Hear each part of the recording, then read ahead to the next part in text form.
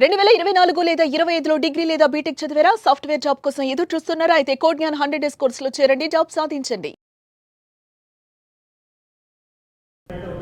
Mango pulp ఇండస్ట్రీస్లో దాదాపు 40,000 టన్నుల pulp stock ఉండిపోయింది. అది ఇప్పుడు ఎక్స్పోర్ట్ చేయలేని పరిస్థితి. 1 ఇయర్ లోపు అయితే మంచి కాస్ట్తో కొనుగోలు చేస్తారు బయర్స్, కానీ వీళ్ళు అమ్ముకోలేని పరిస్థితి.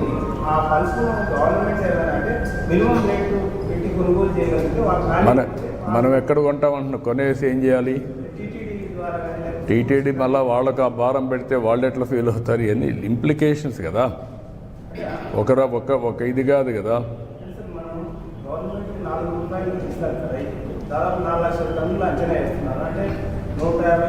అది ఇచ్చామ్మా, దానికి నేను రేపు అన్నీ మీరే కొనాలన్నా కూడా ఎక్కడ కొనగలుగుతామంటున్నా? క్రాప్ మేనేజ్మెంట్ ప్యాటర్న్ కూడా చేంజ్ చేయాలి. అందుకే ఎప్పుడు రాష్ట్రంలో ఎక్కడ ఇవ్వని విధంగా 200 నుంచి 250 కోట్ల రూపాయలు అవుతుంది మనం ఇచ్చే సబ్సిడీ కూడా ఒక్క మ్యాంగో రైతులకే. అది కూడా మనం ఇస్తున్నాం. మిగిలిన విషయాలన్నీ కూడా మాట్లాడతాం. మధ్యాహ్నం అందరితో మాట్లాడి ఏ విధంగా మనం చేయగలుగుతాం అన్ని విషయాలు చేస్తాం. నిజమేనాయా? ఏం చేయాలంటున్నా? ఎవరు పెట్టాలి? టీటీడీ పెట్టాలి. వాళ్ళు ఏమంటారు? మేము ఎందుకు చేయాలంటే మళ్ళీ అవన్నీ విషయ సర్కిల్స్ కదా. భక్తుల యొక్క సెంటిమెంట్స్ కూడా మనం చూసుకోవాలి కదా. అవన్నీ ఉంటాయి మా ఇవన్నీ ఏంటి? ఎప్పుడన్నా చేశారా? కాదు, ఎప్పుడన్నా 4 రూపాయలు ఇచ్చి కొన్నారా? రెండోసారి నేనే కొంటున్నా. వ్యవసాయం బాగా చేస్తున్నాం కాబట్టి ఆదాయం ఇది కూడా దిగుబడి బాగా పెరిగింది. ఈ సంవత్సరం ఎప్పుడు లేని దిగుబడి వచ్చింది. ఇంటర్నేషనల్ మార్కెట్లో ప్రాబ్లం వచ్చింది. అదే సమయంలో గవర్నమెంట్ ఆఫ్ ఇండియా కూడా రిక్వెస్ట్ చేశాను, ఈ జ్యూసెస్ కానీ వీటన్ని ట్యాక్స్ వేయద్దని. We're working all these things, will sort it out. రైతు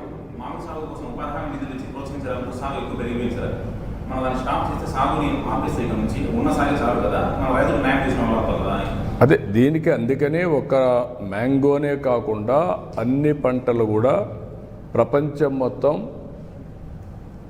ఆహారపు అలవాట్లు మారాయి. ఎప్పటికప్పుడు పళ్ళు తినేది ఎక్కువైంది, రెండోది కూరగాయలు ఎక్కువ అవుతున్నాయి.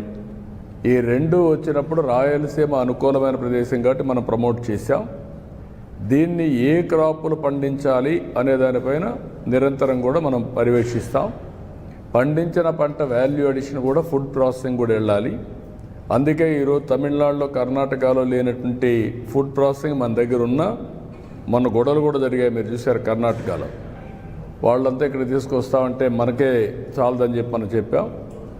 ఇంకా చేయాల్సిన అవసరం ఉంది. ఫుడ్ ప్రాసెసింగ్ రావాలి, ఇంటర్నేషనల్ మార్కెటింగ్ రావాలి. స్టాప్ చేయాలంటే ఏ పంట వేయాలి కూడా వర్కౌట్ చేయాలి కదా.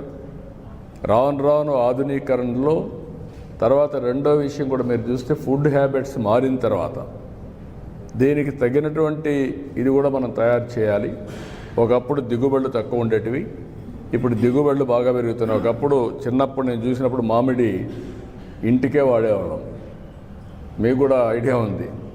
ఇంటి కోసం చెట్లు వేసేవాళ్ళం. ఆ చెట్లు వచ్చే పంట తర్వాత వాణిజ్య పంటగా తయారైంది. అంటే ఎవరికొకరికి ఇచ్చి ఈ చెట్లు ఇంత పంట ఉంది నువ్వు కొనుక్కోమనేవాళ్ళు. వాళ్ళు వచ్చి హార్వెస్టింగ్ చేసుకొని వెళ్ళేవాళ్ళు. అది నెక్స్ట్ ఫేజ్.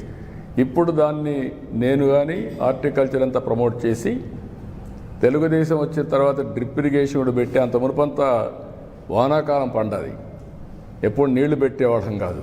ఇప్పుడు నీళ్లు పెడుతున్నాం. నీళ్లు పెట్టినప్పుడు పంట కూడా బాగా వస్తుంది. 2-3 వెట్టింగ్స్ ఇస్తే మంచి దిగుబడి వస్తుంది. అలాంటి ఆధునికమైన ఇప్పుడు కొత్తగా మీరు చూస్తే కవర్స్ కూడా ఇచ్చాం ఫ్రూట్ కవర్ చేయడానికి. అది కానీ వస్తే వాల్యుయేషన్ పెరుగుతుంది. మనకు పంట కూడా వాల్యుయేషన్ పెరుగుతుంది.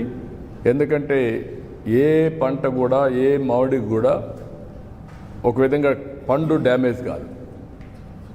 ఆ మచ్చలు కానీ సైజు కానీ ఇవన్నీ బ్యూటిఫుల్గా వస్తాయి. అలాంటి వినూత్నమైన ఆలోచనలతో మనం ముందుకు పోవాల్సిన అవసరం ఉంది. ఈ సమస్య అట్మోస్ట్ ఎఫిషియెంట్గా పరిష్కారం చేస్తాం. అందరూ హాజరవుతారు. తొలి రోజే కదా, అప్పుడే నువ్వు సెలవులు పలవలు. తెలుగుదేశం పార్టీకి ఒక మెకానిజం ఉంది. తెలుగుదేశం పార్టీ 45 ఏళ్ళుగా పార్టీ క్యాడర్ బేస్డ్ పార్టీ ఇది కాబట్టి అవన్నీ సిస్టమేటిక్గా ఉంటాయి.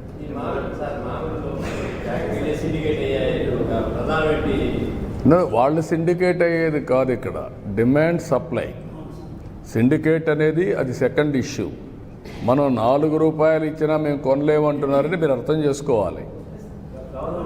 రైతులకు చేయూత ఇస్తున్నా మైలేజ్ నేనేమంటానంటే రైతులు కూడా అర్థం చేసుకోవాలి. రాజకీయాలు ఎప్పుడూ ఉంటాయి. ఏమీ చేయని వాళ్ళు శివ రాజకీయాలు చేస్తూ ఉంటారు ఇప్పుడు నేను అడుగుతున్నా, ఎప్పుడన్నా 1 రూపాయి ఇచ్చారు చిత్తూరు రైతాంగానికి? ఎప్పుడన్నా కానీ డ్రిప్ ఇరిగేషన్ ఇచ్చారా? మరి వీళ్ళు మాట్లాడడం ఏంటి? కనీసం రాయలసీమలో 2000 కోట్లు ఖర్చు పెట్టారు ఇరిగేషన్లో. వీళ్ళు మాట్లాడడం ఏంటి? నేను ఈరోజు 3950 కోట్లు ఒకేసారి 100 యువకుని డబ్బులు ఇచ్చాను. మైక్రో ఇరిగేషన్ 90% సబ్సిడీ ఇస్తున్నాం. వాళ్ళు 7500 వేసి నేను 15000 ఇస్తున్నాను. 14,000 మేము ఇస్తున్నాం. ఏది అన్నదాత సుఖీభావ కింద. కాబట్టి అన్ని ప్రోగ్రామ్స్ అన్నీ రివైవ్ చేశాం. ఇరిగేషన్కి ప్రాధాన్యత ఇచ్చాం, పంటలకు ప్రాధాన్యత ఇచ్చాం, గిట్టుబాటు ధరకు ప్రాధాన్యత ఇచ్చాం. మన రాష్ట్రంలో అన్ని వాణిజ్య పంటలు, ఎందుకంటే రైతుకు ఎక్కువ ఆదాయం రావాలని వాణిజ్య పంటలకు వెళ్ళాం. ఓసారి వాణిజ్య పంటల్లో ఓసారి తక్కువ రేట్లు కూడా వస్తాయి. సుమన్ టీవీలో మీ పర్సనల్ అండ్ బిజినెస్ ప్రమోషన్స్ కోసం కింది నెంబర్కి కాంటాక్ట్ చేయండి.